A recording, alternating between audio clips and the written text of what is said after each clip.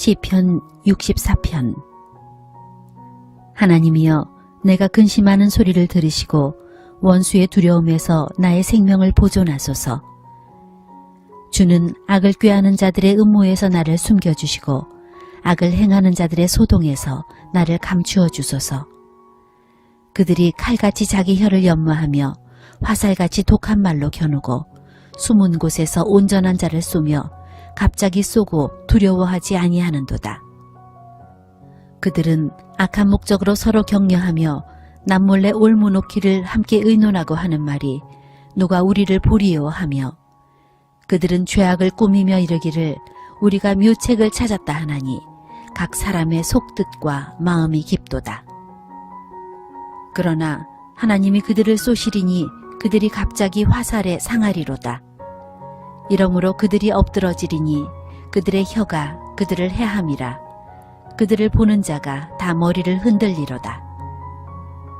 모든 사람이 두려워하여 하나님의 일을 선포하며 그의 행하심을 깊이 생각하리로다. 의인은 여호와로 말미암아 즐거워하며 그에게 피하리니 마음이 정직한 자는 다 자랑하리로다. 시편 64편은 다윗을 무너뜨리기 위한 악한 사람들의 음모, 화살같이 독한 말 등으로 볼 때에 이 시편 역시 다윗 인생의 가장 큰 위기였던 압살롬의 반란 때에 쓰여진 것으로 여겨집니다. 우리 1절을 같이 보게 되면 하나님이여, 내가 근심하는 소리를 들으시고 원수의 두려움에서 나의 생명을 보존하소서. 우리가 잘 알고 있는 것처럼 호두에서 하나님이여 라고 시작하고 있습니다. 전능하신 하나님께, 즉 엘로힘의 하나님께 기도하는 의미를 우리에게 보여주고 있습니다. 항복하는 기도이고 의탁하는 기도라는 것입니다. 다윗은 왕임에도 자신의 힘으로 할 수 없는 것이 너무 많았습니다. 그렇다면 하물며 우리는 어떻습니까? 오늘도 전능하신 하나님께 하나님이여 라는 기도로 나아가시기를 축복합니다. 원수의 두려움 앞에서 나의 생명을 보존해 달라고 기도하고 있습니다. 역모자의 반란 목적이 왕위 찬탈에 있을 뿐만 아니라 바로 다윗을 죽이려고 하는 것이었음을 우리에게 시사해주고 있다는 것입니다. 우리 2절로 가봅니다. 주는 악을 꾀하는 자들의 음모에서 나를 숨겨주시고 악을 행하는 자들의 소동에서 나를 감추어 주소서. 음모에서 나를 숨겨주시고, 즉 무슨 말입니까? 하나님만이 나의 유일한 피난처이십니다 라는 고백입니다. 그리고 소동하는 자들에서 나를 감추어 주소서. 처음에는 은밀히 이 역모가 진행이 된 것 같습니다. 그런데 이 역모는 이제 공공연하게 드러나고 있다는 것입니다. 바로 그런 역모에서 나를 감추어 주실 수 있는 유일한 분이 하나님밖에 없음을 고백하고 있습니다. 우리 5절로 가봅니다. 그들은 악한 목적으로 서로 격려하며 남몰래 올무놓기를 함께 의논하고 하는 말이 누가 우리를 보리요 한다. 누가 우리를 보리요 한다. 모든 악인들의 공통된 고백입니다. 누가 우리를 보리요. 이것이 어리석은 자의 공통된 고백이라는 것을 우리는 알아야 합니다. 어리석은 자는 그 마음에 하나님이 없다 하기 때문에 그런 것입니다. 7절로 가봅니다. 그러나 하나님이 그들을 쏘시리니 그들이 갑자기 화살에 상하리로다. 사랑하는 여러분, 갑자기라는 말에 주목해 보십시오. 이전 성경에서는 호련이라는 말을 쓰고 있었습니다. 악인들의 멸망이 시급하게 예기치 않게 갑자기 임하게 된다는 것입니다. 귀한 여러분들, 또한 의인의 축복은 이렇게 임한다는 것도 기억하십시오. 하나님께서 여러분들이 오직 하나님만 의지하고 하나님만 의탁하며 나아갈 때 여러분들은 하나님의 정확한 때에 갑자기 호련히 바람과 같이 여러분들은 하나님 앞에 놀라운 축복을 받게 될 것입니다. 힘을 내서 오직 하나님만 의지하며 나아가시기를 바랍니다. 아울러 이렇게 악인들에게도 갑자기 호련히 예기치 않게 멸망이 임한다는 것을 기억해야 합니다. 악인들은 다윗을 해야 할 음모를 아주 은밀하게 치밀하게 준비한 것처럼 여겨졌지만 그들의 실패는 전혀 예상치 못한 상황에 갑자기 임하게 된다는 것입니다.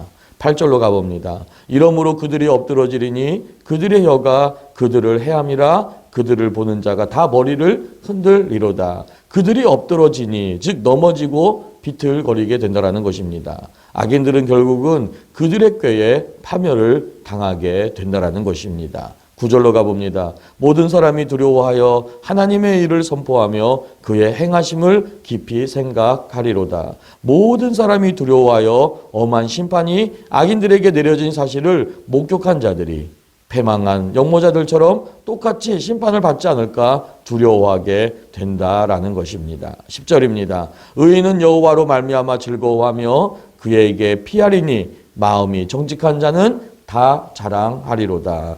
의인의 즐거움은 하나님께서 다윗 자손을 환난으로부터 구원하여 주셨음으로 인한 결과였습니다. 여기서 다윗은 또한 여호와라는 호칭을 사용하고 있습니다. 우리 1절에서는 전능한 하나님이여 내가 하나님께 기도합니다라고 했다면 바로 이렇게 갑자기 호련히 악인들이 패망하게 되고 결국 의인이 승리하는 것은 바로 하나님의 말씀의 신실함, 즉 하나님의 말씀만이 바로 이렇게 나를 구원해 주신다라는 것을 표현해 주고 있다라는 것입니다. 자신을 환난에서 건지심은 자신의 신실함과 어여쁨이 아니라 바로 하나님께 피하는 자를 도우시는 언약적 신실하신 바로 하나님의 속성 때문에 내가 이렇게 하나님 앞에 구원을 받았다라고 고백하고 있다라는 거예요. 언약의 하나님, 헤세드의 하나님을 찬양하시기를 바랍니다. 바로 이렇게 마음이 정직한 자는 다 자랑한다라고 끝마치고 있습니다. 의인들의 환난을 당하더라도 반드시 언약의 신실한 하나님의 보호를 받게 됨을 명심하고 다윗이 도움을 받은 것처럼 다윗처럼 하나님께 피하는 모든 자를 보호하며 도와주시는 하나님이라는 것을 이렇게 찬양하며 바로 우리 모든 성도들에게 저와 여러분에게 다윗은 나도 이렇게 힘들고 어려웠지만 언약의 신실한 하나님을 의지하였더니 하나님이 그 모든 곳에서 나를 지켜주지 아니하였느냐라고 고백하고 있다라는 것입니다. 귀한 여러분들, 오늘도 삶에 어려움이 있습니까?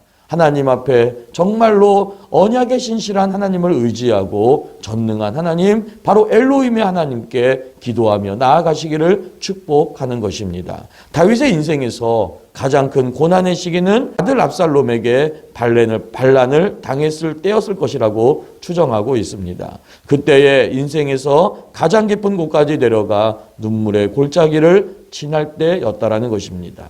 아마 젊은 시절 사울 왕에게 쫓길 때와 비교도 되지 않을 정도로 고통스러웠을 것입니다.